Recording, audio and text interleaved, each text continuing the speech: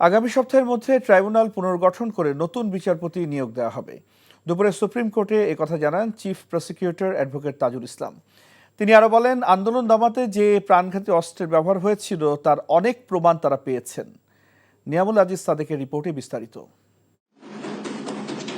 ছাত্র জনতার আন্দোলন যে কোনো মূল্যে দমিয়ে ক্ষমতায় টিকে থাকার এক অসম লড়াইয়ে নেমেছিল স্বৈরাচার শেখ হাসিনা সরকার, যেখানে ব্যবহার হয়েছিল যুদ্ধাস্ত্র, মরণঘাতী বিদেশি অনেক অস্ত্র। ঢাকার বিভিন্ন হাসপাতাল ঘুরে ব্যবহৃত বুলেটের প্রকৃতি থেকে এমন অনেক প্রমাণ পাওয়া গেছে বলে জানিয়েছে আন্তর্জাতিক অপরাধ ট্রাইব্যুনালের তদন্তকারী সংস্থা। এনজিওর কিস্তি প্রথমবার বিকাশ পেমেন্ট করলেই 20 টাকা ইনস্ট্যান্ট ক্যাশব্যাক। চিফ প্রসিকিউটর বলেন, প্রমাণ মিলেছে মানবতার বিরুদ্ধে অপরাধেরও।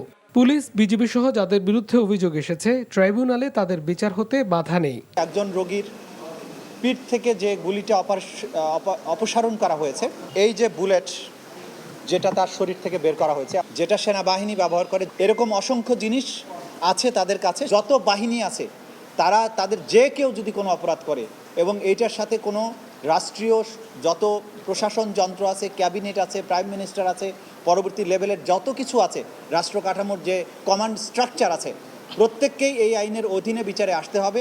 তাজুল ইসলাম বলেন, ট্রাইব্যুনাল পুনর্গঠন করে প্রসিকিউশন ও তদন্ত সংস্থায় সদস্য বাড়ানো হবে। ট্রাইব্যুনাল পুনর্গঠিত না হলে আদালতের কাছ থেকে অনেকগুলো নেসেসারি আদেশ আমরা নিতে পারছি না। আদালতের আদেশ ছাড়া অনেকগুলো কাজ বন্ধ হয়ে আছে।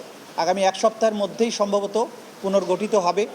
বিভিন্ন স্থানে ছড়িয়ে ছিটিয়ে থাকা মানবতা বিরোধী অপরাধের তথ্য ও আলামত সম্পর্কে তথ্য দিতে মিডিয়া সহ সবাইকে আহ্বান জানায় প্রসিকিউশন।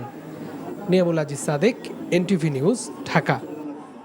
এনজিওর কিস্তি প্রথমবার বিকাশ পেমেন্ট করলেই 20 টাকা ইনস্ট্যান্ট ক্যাশব্যাক।